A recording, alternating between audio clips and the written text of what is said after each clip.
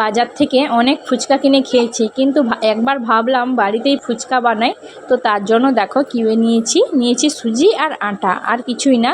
তো এর মধ্যে আমি লবণ দিয়ে ভালো করে মেখে নিয়েছি। মেখে নেওয়ার পর সাদা তেল আমি গরম করেছিলাম, তো পুরো গরম সাদা তেল এর মধ্যে 3-4 চামচ দিয়ে দিয়েছিলাম। দিয়ে একটা জল দিয়ে ভালো করে মেখে আধ ঘন্টা মতো রেস্টে রেখে দিয়েছিলাম একটা ঢাকা দিয়ে।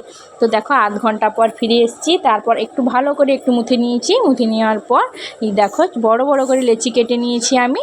আর এই লেচিটাকে আমি একটা চাকতি বেলনের মধ্যে তেল মাখিয়ে নিয়েছি। মেখিয়ে ভালো করে পাতলা করে বড় বড় করে বেলে নিয়েছি। তারপর ছোট্ট একটা গ্লাস ছিল, ওই গ্লাস দিয়ে ছোট্ট ছোট্ট করে লেচি কেটে নিয়েছি, একসঙ্গে সুবিধা হয়, তাড়াতাড়ি হয়। তো দেখো খুব সুন্দর লাগছিল দেখতে। দেখো কত সুন্দরভাবে থালায় সাজিয়েও নিয়েছি। আর এইদিকে আমার তেলটাও গরম হয়ে গেছে।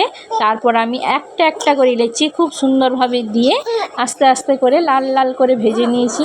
আর খুব মুচমুচেও হয়েছিল, কিন্তু খেতে ভীষণ ভালো। কিন্তু সময়ে যে যায় তার জন্য আমার মনে হয় বাজার থেকে কিনে খাওয়াটাই সবথেকে ভালো, কি বলো? তো এই দেখো আমার সুন্দর করে ছোট্ট ছোট্ট ফুচকা বানিয়ে নিয়েছি বাড়িতে। আর দেখো কত সুন্দর মুচমুচেও হয়েছে। আর এদিকে একটা স্পেশাল মশলা যেটা লাগে সেটা হচ্ছে জিরে, ধনে আর শুকনো লঙ্কা।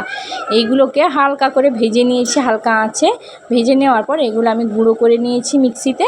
আর এদিকে দেখো অল্প একটুখানি তেঁতুল, যেটা আমি জলে গুলিয়ে রেখেছি, আর আলু সেদ্ধ করে রেখেছিলাম। এর মধ্যে কাঁচা ছোলা, কাঁচা লঙ্কা কুচি, ধনে পাতা আর ভাজা মশলা, লবণ, পেঁয়াজ কুচি আর অল্প একটু তেঁতুলের জল, এটা দিয়ে ভালো করে মেখে নিয়েছিলাম। সঙ্গে দিয়েছিলাম লবণ আর তেঁতুল জলটা দেখো রেডি করার জন্য ভাজা মশলা, একটা লেবু আর বিট লবণ, ধনে পাতা, কাঁচা লঙ্কা আর কয়েকটা শুকনো ফুচকা ভালো করে মাখিয়ে নিয়েছে আলুর সঙ্গে। আর এদিকে ফুচকা ভেঙে নিয়েছে, তার মধ্যে আলুর পুরটা দিয়ে রেডি।